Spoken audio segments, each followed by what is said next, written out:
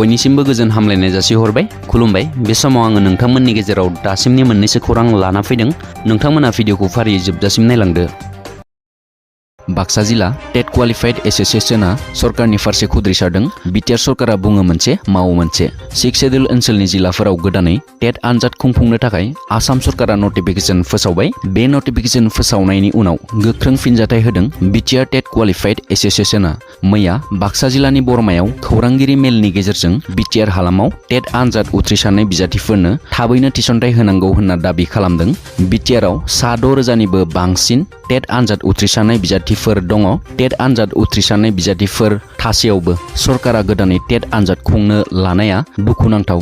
गिबियाव टेट आनजाद उथ्रिसारनाय बिजाथिफोरनो फोरोंगिरि थिसनथाय होनो नांगौ, बेनिफ्रायसो गोदानै टेट आनजादखौ खुंनांगौ होननानै दाबि खालामो। बेजों लोगोसेनो खुंथाय गोहोआव थानाय सरकारखौ गोख्रों सोंखारिदों। प्रमद बर' सरकारा टेट आनजाद उथ्रिसारनाय बिजाथिफोरखौ नेवसिगारदों आरो थिसनथाय होनो गोसो गैया। बिटिआरआव साख्रिनि थिसनथाय होनो होनना गोबां बुंबोबाय, नाथाय दासिमबो थिसनथायखौ होनो हायाखै, जायनि थाखाय बाक्सा जिल्ला टेट क्वालिफाइड एसोसिएशनआ खुद्रिसारदों। जुदि टेट आनजाद उथ्रिसारनाय बिजाथिफोरनो थाबैनो फोरोंगिरि साख्रिनि थिसनथाय होआब्ला फैगौ बिसायख'थि समाव बेनि फिननायखौ होगोन होननानै गोख्रों रावजों बुंथिदों।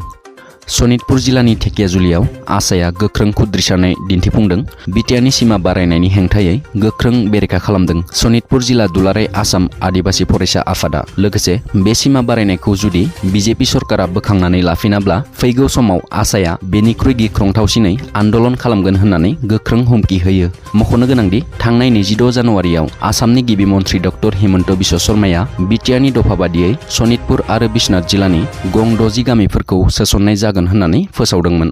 बाक्सा जिल्लानि जालासगाव बर' आइजोनि गेजेराव दुंहाव थासारि। बिसि थाखानाय फिसाया गुबुन हिन्जावसाखौ लोगो हमहैनायाव जालासगाव बुलायनाय जाथाया सोमजियो। हौवानि बिसि आरो मोजां मोननाय हिन्जावसानि गेजेराव जायो बे जाथाया।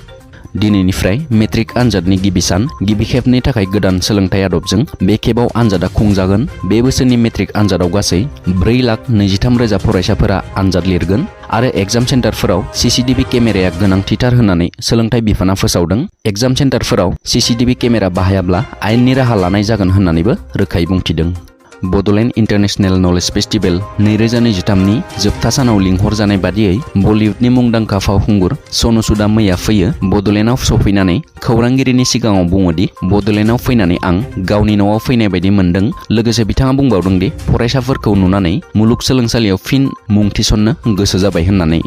बरपेटानि हावलियाव मैया मिरुनि मन्थ्रि सर्बानन्द सन'वालआ शिब मन्दिरखौ बेखेवफैदों। हावलिनि शिब मन्दिरखौ बेखेवना होनानै मिरुनि मन्थ्रि सर्बानन्द सन'वालआ शिब महादेबनि बागै गोनां बाथ्राफोरखौ बुंथियो। बेखेवनाय समाव मन्थ्रि सर्बानन्द सन'वालआ मिथिंगा रैखाथिनि सायाव गोनां बाथ्राफोरखौ बेखेवो। फारसेथिं मोनथाम रायजोनि बिधान सभानि फिथाइखौ लानानैबो खौरांगिरिनि सिगाङाव गोनां बाथ्राखौ बुंबावो गिबि मन्थ्रि सर्बानन्द सन'वालआ।